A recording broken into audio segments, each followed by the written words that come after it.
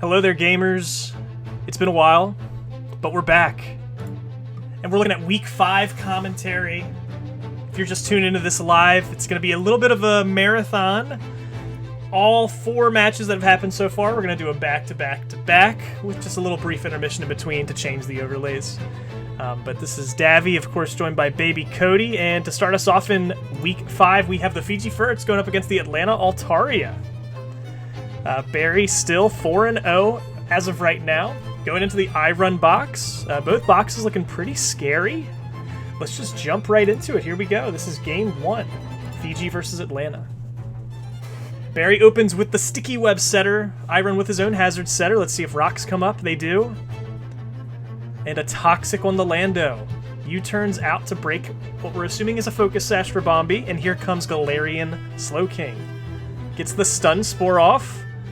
That Slowmon is now extra slow. Future Sight gonna do considerable damage, pretty good here. Sludge Bomb, not a bunch of damage there, maybe hoping for the Poison proc. Future Sight coming in this turn, goes to the Greninja to try to tank it, very smart play. Immune. And that is actually Barry's Galarian Slowking that got traded to I-Run. Kind of funny to think about. Physical Greninja, the Gunk Shot, switching to Poison type, does pretty good damage to Tapu Fini. Doesn't one-shot, though. And Defog gets rid of the Sticky Webs. Now, I'm curious how much the Sticky Webs truly impact I-Run's box. When you look at his box, most of his grounded Pokemon don't really care about being slow. Unless you're worried about, like, Savali getting slowed down. Another Future Sight comes up, and here's Tangrowth. Oh, dude. Pre-Gen 9 Protean is so strong. Just switches types every single turn. And there's the U-turn. Life Orb chip slowly whittling down. Blaziken comes in on the Future Sight. Don't know if that was a misclick by Barry or if he just wanted to have like a free switch there. He said in the chat, LOL, Forgar. So he did forget about that. So I run up now, 6-5. Toxic from Lando, so this Rabombi and this Lando have just been trading poisons. Sticky Webs are back up. Committed to Sticky Webs. Like I said, I'm not 100% sure like how important those Sticky Webs are here with the specific group of 6 I-Run brought. Hippowdon is here. Tangrowth is kind of a problem. The double Regenerator core alongside Tapu Fini. Pretty bulky. Let's see, we're gonna see a big Bug Buzz come out and a Moonblast. Just gonna let Rabombi go out. Gets the special attack drop, that's not bad. And Barry down 4-6. Atlanta looking pretty good here. But now Tapu Lele's here. One of Barry's cleaners. Savali is here. Savali Steel. And Tapu Lele does not want to deal with Savali Steel. Hippowdon's happy to come in though. I believe I-Run gave Hippowdon to Barry. Like they traded. So interesting seeing both these Pokemon come into play here. Savali Steel doing a good job trying to limit this Tapu Lele. But Hippowdon kind of, you know, also responding really well. Each time it comes in, it can just kind of press slack off pretty comfortably. I-Run trying to predict that here. Yep. Doesn't really matter, though. Not doing enough damage. Committed to just swinging. And wow, Savali goes down 85%. One Earthquake. Here's Tangrowth. Just really struggling to break through this Hippowdon. Hippowdon that I-Run traded to Barry, mind you.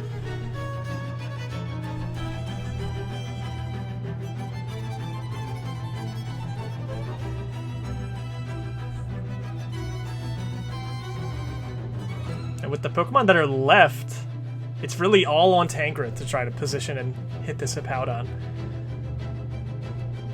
Greninja comes in. What are we seeing? A Dark Pulse. A well-positioned Dark Pulse does 39% to Slowking.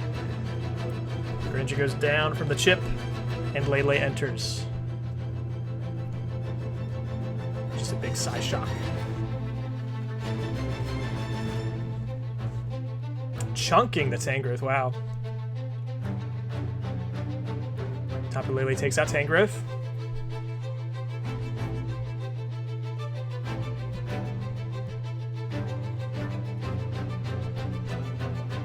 But the problem here, let's say Hawlucha comes in, takes the Psychic Seed, it's unburdened, it's gonna Swords Dance, yep.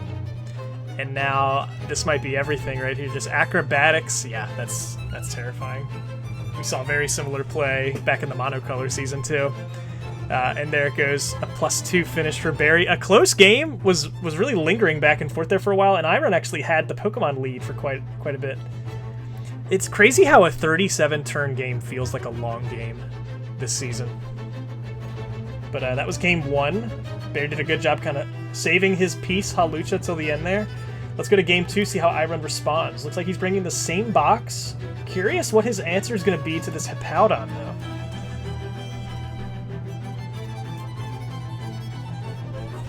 Greninja opening with the Gunk Shot, 49%, gets the poison so it can 2-shot this Charizard. But the Dragon Claw is just so strong, takes out the Greninja right away. Here's Ribombee. Just gonna go for the Moonblast. I'm curious if that crit mattered. It would have died from poison afterwards.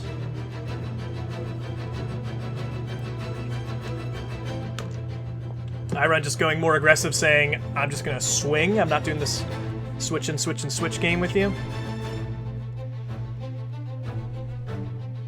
And besides Tapu Lele, Tapu Fini is a pretty good Pokemon to respond to the remaining Pokemon that Barry has. Defog, get rid of these sticky webs.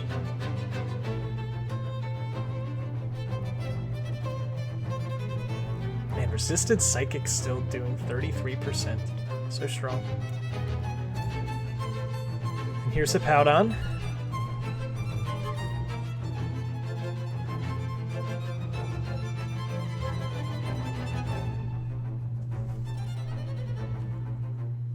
Gonna roar out the Lando, but then Tangrowth gets the free entry.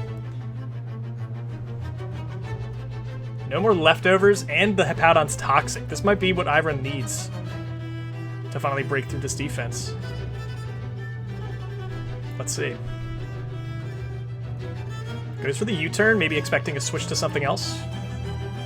But Hippowdon's just gonna kind of sit here and try to take up space.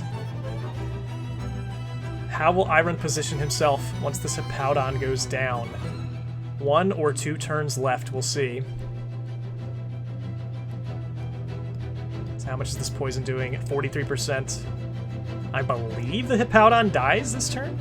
Unless the Slack Off gets him up high enough. Yep, 50%, jeez. Refusing to die finally goes down. Barry just farming the defensive numbers for his Hippowdon. We see you.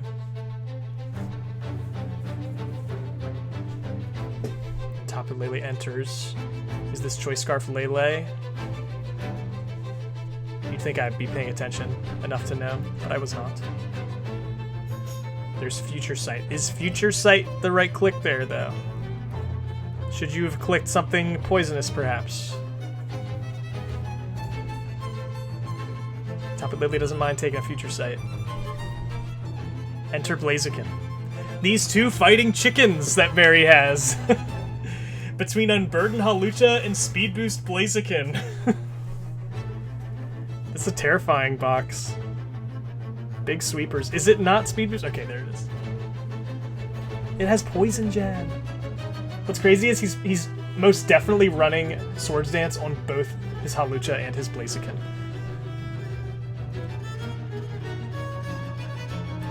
Tapu Fini just hangs on. And although Barry's down, the problem is that we have this Hawlucha lingering.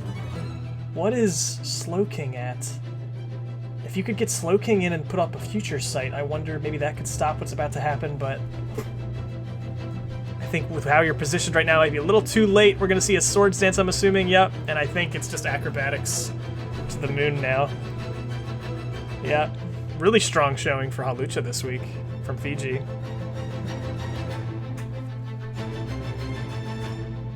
And once again, finishing with a +2. Really close set. Really close set between Fiji and Atlanta. Would love to see them go at it again. I'd like to hear Iron's thoughts after this set, now knowing like how much of a threat that Hawlucha kind of turned out to be, how he would respond.